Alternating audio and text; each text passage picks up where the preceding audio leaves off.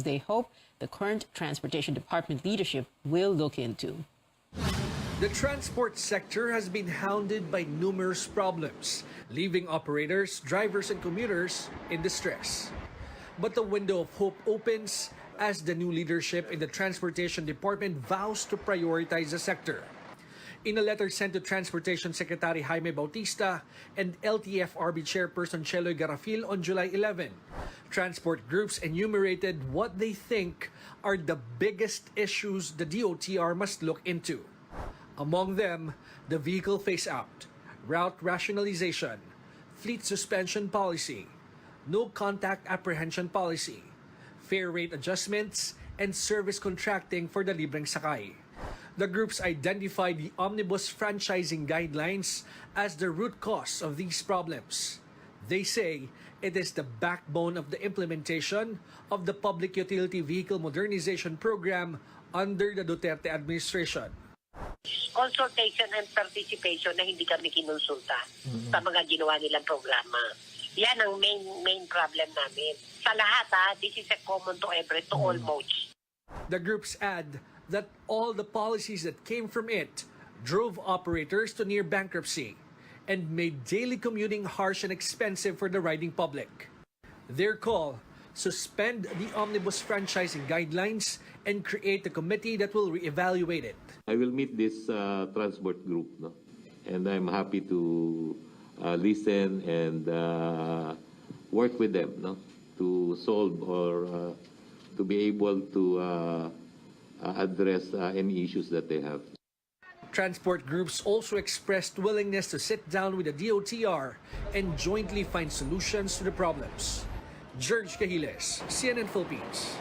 Heads up motorists, another round of fuel price rollbacks for the third straight week next Tuesday. The Energy Department says the price of gasoline may drop to 4 pesos per liter, while diesel pump prices may see a rollback of between 1 to 2 pesos per liter.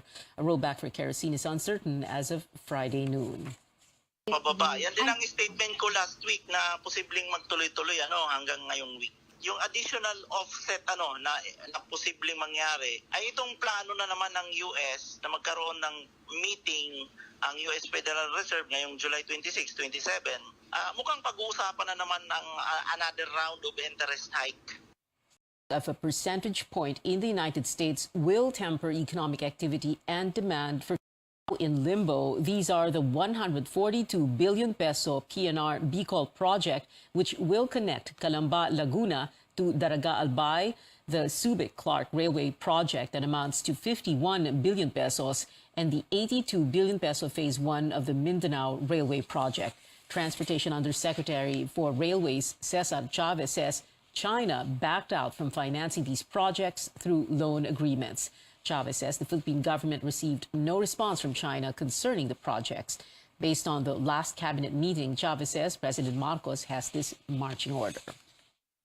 Ang direksyon ni President Bongbong Marcos, bumalik sa negotiating table at tingnan ang ibang options. Walang pondo ang gobyerno para pondohan ito. Ang options niya, ODA or PPP.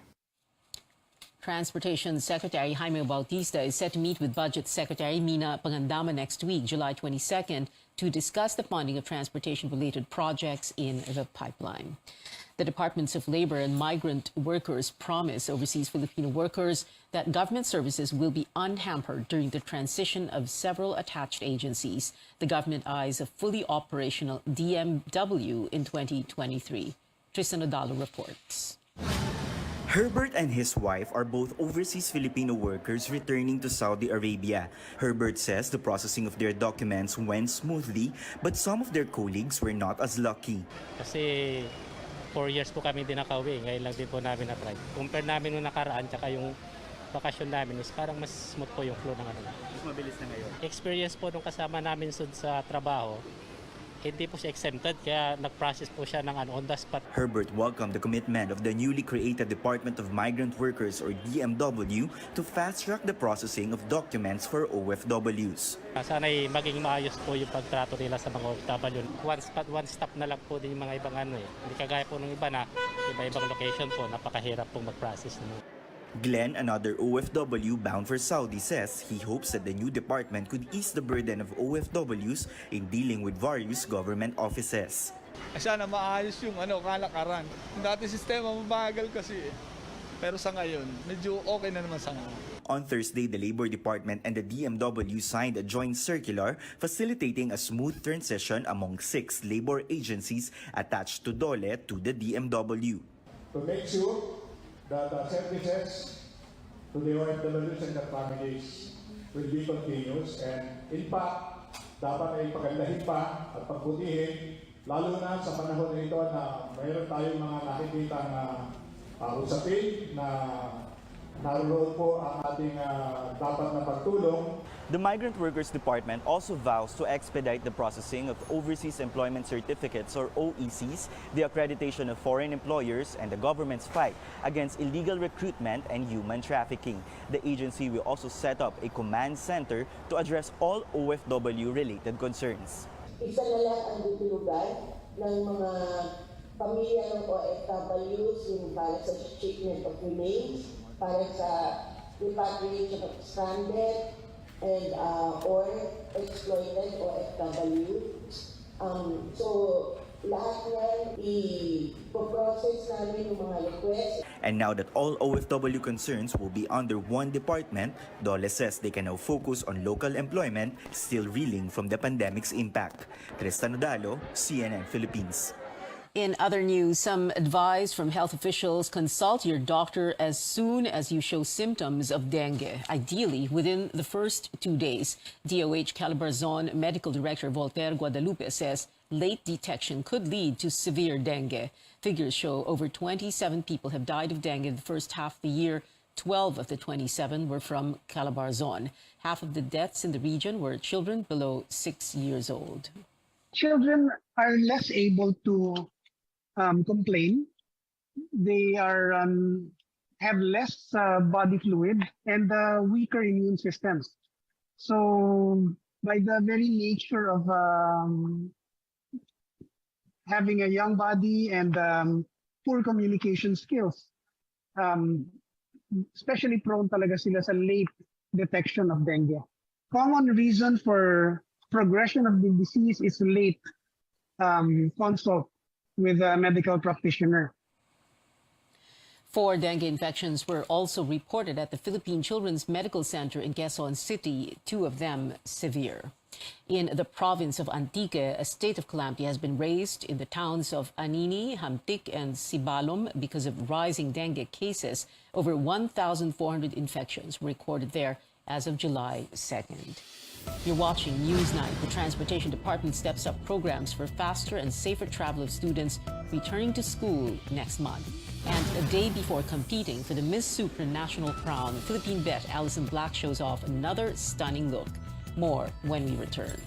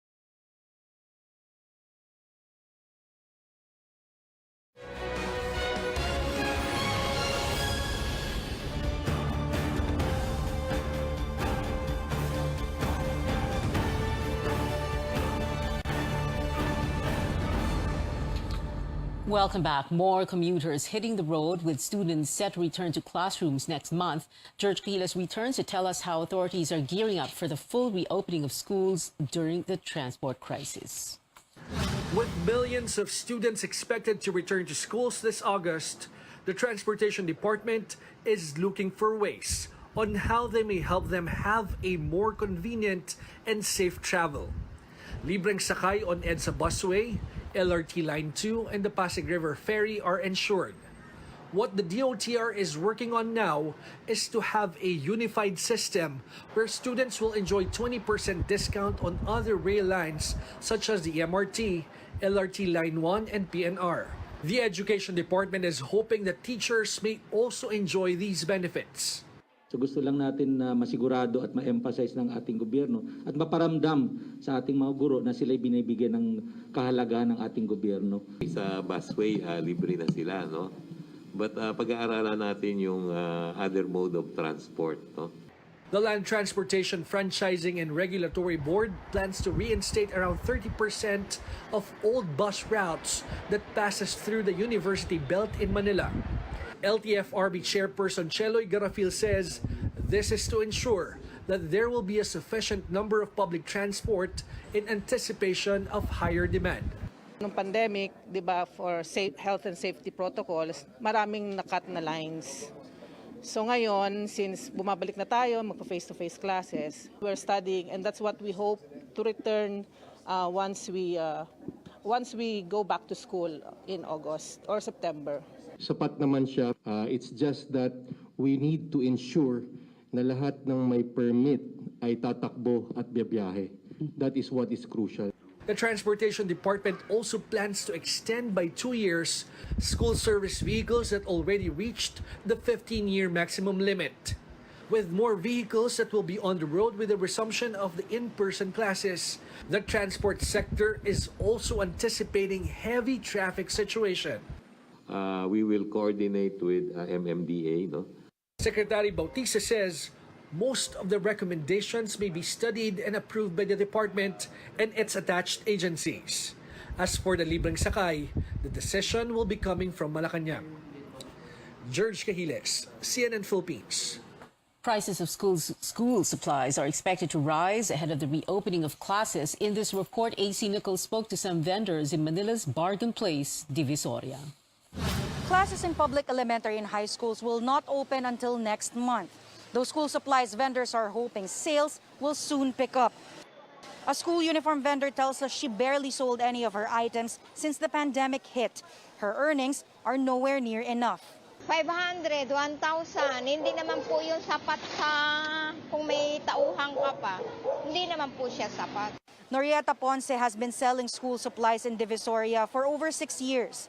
She tells us her buyers are tightening their budget, only buying the most essential items and not stocking up on other things they used to purchase. Wala pa talaga. Yung lahat ng supply bibilhin. Ngayon, yung kung ano lang talaga yung mga importante, yun muna.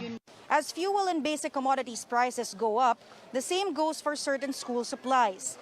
Some of these items include notebooks. A rim with 10 pieces priced at 140 before is now going for 180. A box of crayons, the most basic with 8 colors, used to be sold at 20 pesos only. This time, it's higher by $5. Lahat nagsisitaasan. Compare na lang siya sa ibang brand. Pag ibang brand yung kinukuhaan mo, minsan mababa, minsan mataas. Yung ibang stall mataas, ganyan. Doon ka na sa mas mura kasi para may kita ka lang kahit paano. While vendors want to keep their prices competitive, they say they have no choice but to impose increases just to make ends meet. If you have money to spare, it would be better to purchase school supplies now. Vendors say prices could continue to go up as school opening nears. AC Nichols, CNN Philippines. Shifting gears, the Anti-Communist Task Force is here to stay despite calls to abolish it. The National Task Force to End Local Communist Armed Conflict, or NTF-ELCAC, met today to discuss plans and the fate of peace talks under the Marcos administration. Amor Santos reports.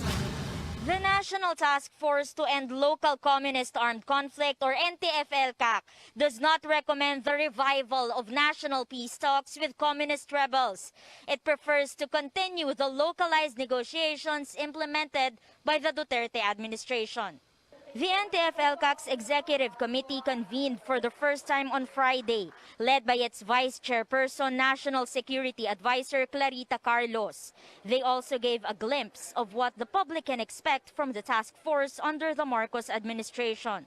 Within the more than 50 years na negotiation natin, wala po tayong nakuhang maganda doon sa national peace talks. The dynamic of conflicts is different in different areas. The local peace talks, the local peace councils are the ones working, so we continue on that level. In regard to the resumption, that is the call of the President of the Republic. Former President Rodrigo Duterte reached out to the rebels even before assuming office in 2016. Negotiations went on and off until he turned his back on the left a year later, as both sides accused each other of ceasefire violations. The Communist Party of the Philippines previously rejected localized peace talks. It said the government was only fabricating reports on the mass surrenders of rebels. The NTF-ELCAC now recommends offering amnesty to communist rebels, but gave no further details. Meanwhile, the task force says it will not red tag or baselessly associate anyone with the CPP, which the government has designated as a terrorist group. A former spokesperson, Lorraine Badoy, is facing several complaints for red tagging student leaders, teachers, activists, religious leaders, and even former Vice President Leni Robredo. Badoy now claims someone from the NTF-ELCAC is trying to silence her. Tungkol sa kumausap kay Yusek Badoy, wala po kaming kinalaman doon. Inuulit namin ang red tagging ay hindi po nanggaling sa National Task Force ELCAC. Nabanggit na po namin ito na hindi namin ito tolerate ang red tagging. What we're trying to do is to unmask kung ano talaga yung totoo, kung ano yung mga grupo na ito. There have been calls to abolish the NTF-ELCAC, but it is clearly here to stay as officials say it can put an end to the decades-old communist insurgency. Amor Santos, CNN Philippines. The Communist Party of the Philippines continues to reject localized peace talks, calling them a smokescreen for military abuses. Urban poor groups lay down what they call the real state of the nation more than a week before President Marcos addresses the country. Transport Group Piston and progressive group Kadamay led the State of the Urban Poor address today to share the plight of their sectors. The groups highlight the rising prices of fuel and basic goods, the low salaries of workers, and what they call delayed action in addressing economic woes. They call on the president to present a concrete action plan to resolve various issues during his State of the Nation address on July 25th. Dahil gusto po namin, sa gagawin niya po sa 25, sagutin niya yung lahat ng mga karaingan na inihahapag namin ngayon. Yun nga po, no, yung price control. Gusto namin ang katiyakan sa trabaho at katiyakan sa paninirahan ng sektor ng mga maralita. Kailangan repikisahin niya ang mga probisyon sa matataas na mga buwis sa usapin ng produktong petrolyo. Dahil ito yung sanhi ng patuloy na pagbulusok hindi lamang ng kabuhayan ng mga driver, kundi sa kabuhayan ng ating mga mamamayan. Piston and Kadamay say they will join the nationwide protests during the much-anticipated SONA. Well, let's backtrack a bit to May 9th. The local and national polls were a boost to the economy, with candidates spending billions of pesos combined to court voters. Find out who were the biggest campaign spenders in this report from Melissa Lopez. The winning tandem of now President Bongbong Marcos and Vice President Sara Duterte mounted the costliest campaigns running up to the May 2022 polls, and they did so without spending a single peso of their personal funds. Together, the Uni-Team tandem declared spending nearly 840 million pesos between February 8 to May 7, the official campaign period. It paid off with landslide victories for both. About half of the amounts came from donations from their political parties.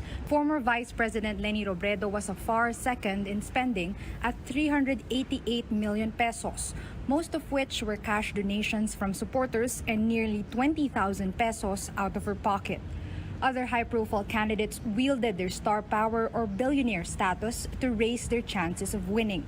Boxing champ and Senator Manny Pacquiao footed more than half of his presidential campaign from personal funds at 63 million. Former Senate President Tito Soto shelled out nearly 50 million pesos for his vice presidential run. Opposition Senator Kiko Pangilinan, husband of megastar Sharon Cuneta, took 21 million pesos out of his own pocket for the 2022 campaign on top of 109 million in cash donations. But the biggest campaign spender is first-time Senator Mark Villar. The son of the country's richest man mounted his 132 million peso campaign using his own money. But not all big spenders were victorious. Former Senator Richard Gordon, ex-Defense Secretary Gibot Yodoro, and former Quezon City Mayor Herbert Bautista spent tens of millions but still lost in the Senate race. Comelec's Campaign Finance Office is going through each report and receipt to check if the declared figures are accurate. Pag makita namin in our audit na nag-overspend siya, ang ginagawa namin, nagpe-pen agad kami ng complaint dyan sa Law Department for election offense. Winners like Senator Alan Peter Cayetano got a 10 million peso windfall from donations and President Marcos with 1.5 million. What should they do with the extra money? It's really up to the candidate kasi ang nature niyan donation siya eh. Pagka-donation parang ikaw na may-ari nun eh. Losing bets are still held accountable. Comelec says failure to file a spending report will entail a fine or even a perpetual ban from holding any government post. Melissa Lopez, CNN Philippines. In Sri Lanka, embattled Gotabaya Rajapaksa steps down as president 2 days since he fled the South Asian country. The Speaker of the Parliament has formally accepted Rajapaksa's resignation Friday. The former president fled to the Maldives, then to Singapore for a private visit. Sri Lanka's Prime Minister, also supposed to resign, has been sworn in as acting president. He will hold office for up to 30 days or until the parliament elects a new president. Entertainment stories coming up. The fire burns brighter for BTS ARMYs with J-Hope dropping the music video for Arson today.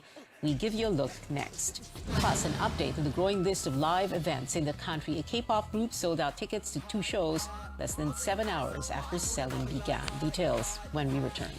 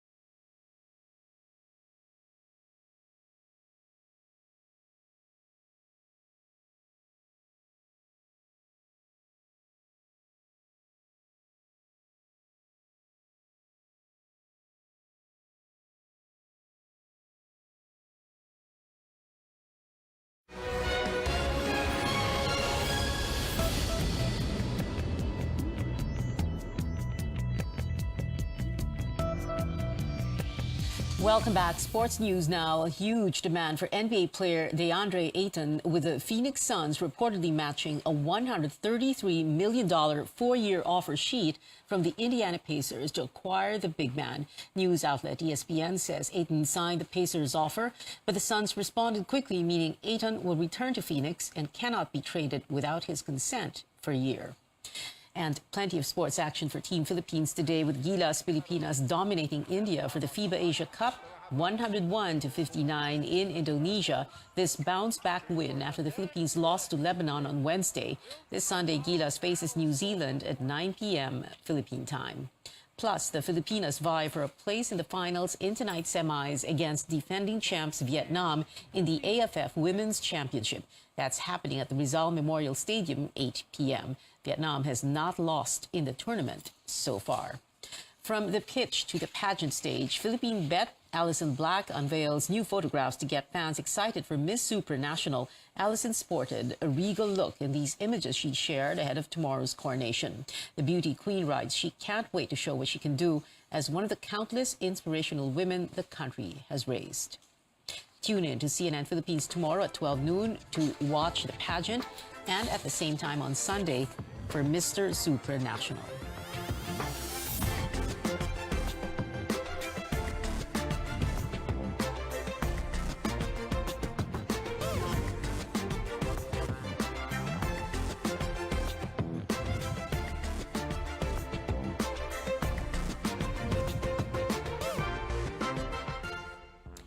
Good news for Diwanag, or fans of OPM band Ben and Ben. The folk pop group added seats for its send-off concert on Sunday. More tickets for seated sections, leaves, and maybe the night go on sale at 2 p.m. tomorrow, with online queuing beginning today. The show comes right before Ben and Ben embarks on its U.S. and Canada tour. And sing along to Anne-Marie's hit track 2002 live this 2022. The British pop sensation will perform at the New Frontier Theatre in Quezon City on October 16th. Ticket selling opens July 19. Filipino Carrots show their love for 17, selling out passes for the K-pop group's 2 concerts on the first day of release. This despite seats being added to, quote, compensate for technical issues and, quote, get as many carrots to watch. Netizens say over 144,000 users lined up for tickets online. And finally, out of the box is J-Hope of BTS's first solo album. The artist just released Jack in the Box, which features 10 tracks, mainly under the hip-hop and rock genres. The music video for the second single, Arson, also dropped today.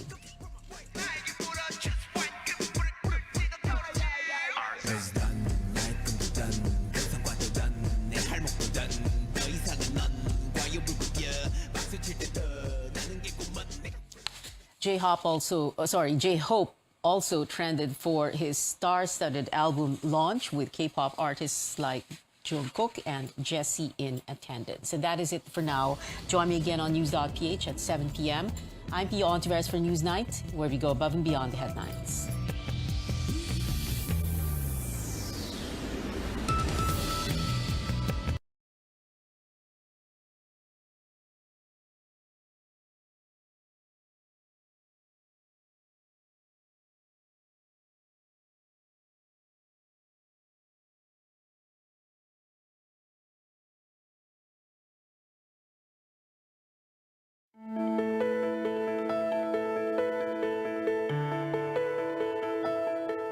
Over the past several years, we've made advances in the field of medicine that have changed our lives for the better. For example, robotic surgery is now here with us, and it has made a lot of procedures, for the most part, less invasive, and it's become more common here in the Philippines today. Surgical advances here can even be compared with that of more advanced cities. And the outlook of these cutting-edge technologies is looking even brighter. On the program today, we'll talk more about the state-of-the-art surgeries in the country and developments that may one day be available to all Filipinos. I'm Dr. Freddy Gomez, and this is MedTalk Health Talk on CNN Philippines.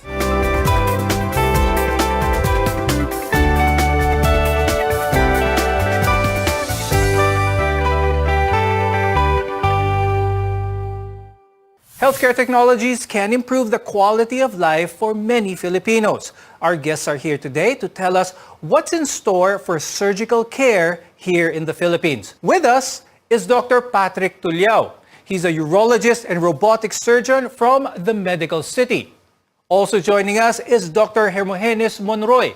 He's the head of surgery at St. Luke's Medical Center, Global City. For the past 400 years since modern surgery has been performed, it's been more or less a traditional way. Before we talk about the advances, let's talk about what is deemed traditional or normal, kumbaga. How are surgeries traditionally performed? It's usually the knife, the open approach. We open the belly and then cut and then suture it and then close the belly again with sutures, with big incisions. Dr. Pat, when it comes to surgical procedures, is surgery the initial mode of management for most diseases?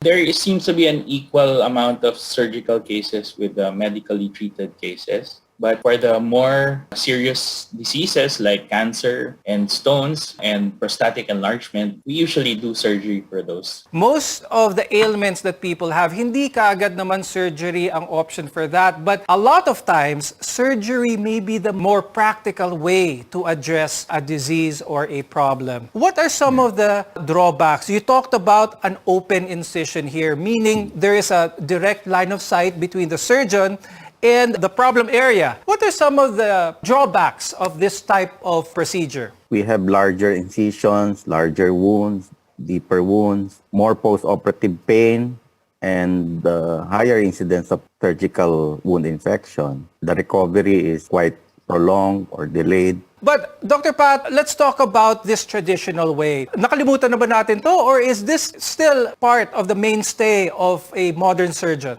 When we train, we usually start doing our surgeries the traditional open way before we learn the more advanced laparoscopic or robotic ways of doing them. I don't think we've forgotten these traditional open approaches, but slowly, because of the evolution of technology and that enable patients to recover faster because of the smaller incisions and less invasive approaches, then a lot of patients are opting what we call as modern approaches to surgery. Briefly explain, what is laparoscopic surgery? The other term for it, which is easier to understand, is keyhole surgery. So, for example, I need to take out the kidney. So, in the traditional way, I will make a big incision in the flank of the patient so that I can take out the whole kidney. But if I do it laparoscopically, I will just make 3 small incisions like this. And through those incisions, I can insert my instruments and then do the whole surgery using just the 3 small incisions. But Dr. Noneng, ano yung main advantage ng laparoscopic medicine if compared to that of the open type? So, for example, for gallbladder stones, before the standard care is open surgery, making at least 10 centimeter wound in the subcostal area on the right. But now we make very small holes, 5 millimeter, 3 or 4 holes, and then without cutting the muscles, the fascia, and the fat layers. And therefore, patients are able to recover faster, return to work faster, lower incidence of infections. And that's why in some hospitals, particularly in private hospital in St. Louis where I practice, the rate of laparoscopic surgery for gallstones is already at 98 and sometimes 99%. Only 1 to 2% are performed open. Now, another surgical advancement that's revolutionizing the healthcare industry is robotic surgery. More on this when we return. We're your partner in healthcare. Keep it here on MedTalk Health Talk.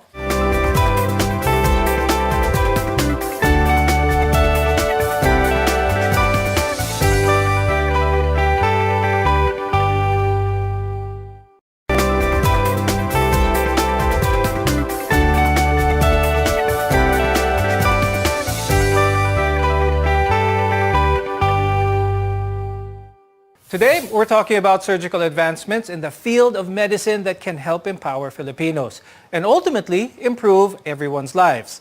I'm Dr. Freddy Gomez and welcome back to MedTalk Health Talk. Now, an increasingly popular type of surgery is robotic surgery. And this refers to the use of specialized technology that enhances the capabilities of the surgeon's hands. I'd like to emphasize to the viewers that robotic surgery is a tool. The main star of this procedure is still going to be the surgeon. Controls and manipulation of the robotic machine will be by a human being.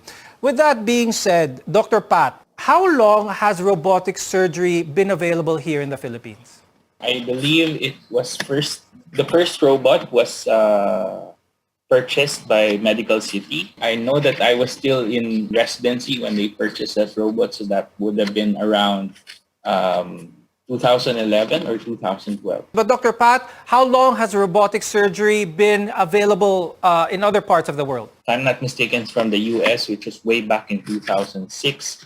So they probably did a lot of testing before they published that paper. It is relatively new, but not that new that the ones operating it are still trying to figure it out. So all the fine-tuning is there, all the skill involved is there. Now, Dr. Noning, how important is the human element or the human factor here? Bakit hindi pwedeng yung robot na lang ang gagawa ng lahat? Well, it's not an automated machine that we find in industry or car manufacturing. But so the surgeon is still the most important factor or element in robotic surgery. We totally control all the movements of the robotic hands or instruments. Now, Dr. Noning, what are the main advantages which robot can do in a surgical procedure as opposed to minimal invasive like laparoscopic surgery and even open surgery? It has shorter hospital stay, a lesser post-operative pain, and able to do more complex or more difficult procedures like pelvic rectal surgery, iliac node dissections, and those highly technical or complex procedure because of the different additional features that robot has compared to laparoscopy, like higher definition 3D camera system, articulated or better instrumentations, plus the surgeon is seated in a console, more relaxed, better ergonomics, and the instruments are able to work in very small spaces like the pelvic area or the iliac node area. Can you use a robot with pretty much all the surgeries using laparoscopy or open type? Speaking in general, yes, you can use the robot for any of the surgeries that you can do open, except for those that like for example, circumcision. I mean, you can still use a robot, but that's unnecessary. But in urology, we generally reserve using the robot for the more complicated procedures, especially those procedures that are done for cancer disease, like prostate cancer and kidney cancer. Even if the robot can do several procedures, there's a practical reason and where to use that robot. Where does the benefit of robotic surgery come into play when it comes to malignancies or cancer surgeries? Cancer cases in urology, for example, in prostate cancer, it's very hard to take out the prostate when you're doing open surgery. So when you use a robot, it becomes easier because you have a better visualization, and then the robot can actually do a lot of motions that is practically impossible for the human hand to do. Is there any reason why a procedure that is currently being done under robotics would need to shift to that of an open type? You start with a robot or a laparoscopy, but because of technical difficulties, then you convert to open surgery. You go back to open surgery to complete the procedure. But in robot, there is a very low conversion rate compared to laparoscopic approach. And this is true particularly for obese or very heavy patients and male patients with very narrow pelvis, where the conversion rate is usually higher in laparoscopy. So talking of limitations, I think the main limitation of robotics is really the cost. Rather than that, of course, availability and access to a lot of places in the country. These technologies and much more have improved the way we do surgery. But there's so much more to learn with these advancements in technology. When we return, we'll discuss the outlook of healthcare here in the country. Your health is our mission here on MedTalk Health Talk.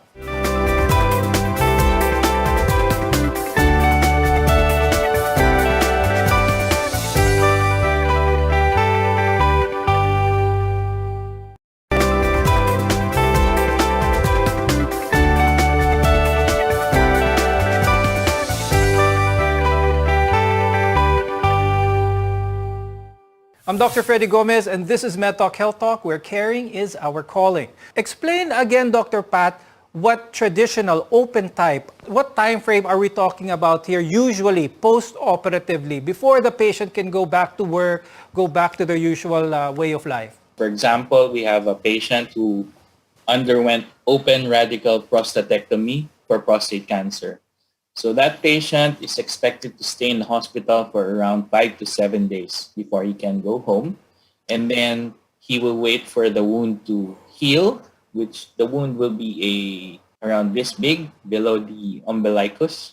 So that wound will heal in around 1 month, completely healed. So he can do any activity that he wants to do after a month. With robotic surgery naman, Dr. Pat, if they opt to do robotic surgery for that same procedure, what kind of downtime are we talking about? We expect that patient to stay in the hospital for around 3 days, and he can actually return to his regular activities earlier, usually in less than a month.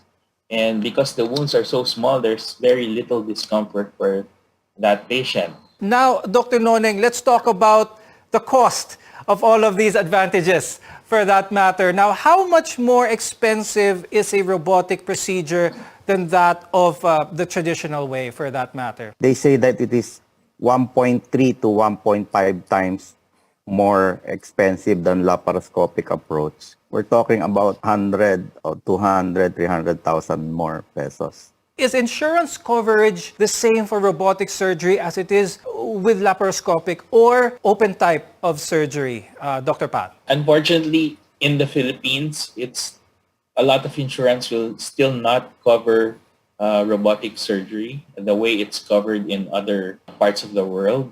So most insurance companies will still classify robotic surgery as a new type of procedure, even if it's been here since early 2000s. So the coverage is still not there. For the most part, it is still not covered by insurance. So the access there is something that our country, our government can work on. Now, Dr. Noneng, when it comes to access to healthcare, is robotic surgery a must-have nowadays? PGH is the first government hospital that has acquired a robotic system, and we were able to do cases, robotic cases, even if the patient is in the charity ward or subsidized by the government. So it's feasible. We have shown it to be feasible to be able to do this to our the poor patients and subsidized by the government. Which makes me ask the question to Dr. Pat, where do we go from here? Available na ang robotic surgery here in the Philippines, or although in its early stages, but where do you see the trajectory? How can we improve from where we are right now? We always try to follow the trend, and right now the trend, worldwide trend, is going into robotics. Again, I'm just speaking in terms of urological practice. So I think robotics is still the future when it comes to treating malignancies from the urinary tract. So that's a current trend for robotics. So we should, make robotics more accessible and available to more Filipinos, if that's the rest of the world. Dr. Pat, given ba na kailangan techie ka to be a robotic surgeon? You do practically the same things when you do robotic surgery. You just use a different tool. So it's not that difficult to learn how to do robotics. There are a lot of courses that you can take, and you can always call your senior or someone who's more knowledgeable than you to help you out when you do the first few cases. So I think as long as You want to learn it when you do robotic surgery. With that, thank you very much, Dr. Patrick Tuliao and Dr. Hermogenes Monroy for being with us today, sharing your expertise and your insights about robotic surgery. I'm Dr. Freddy Gomez, and thank you for watching MedTalk Health Talk. We'll see you again next time.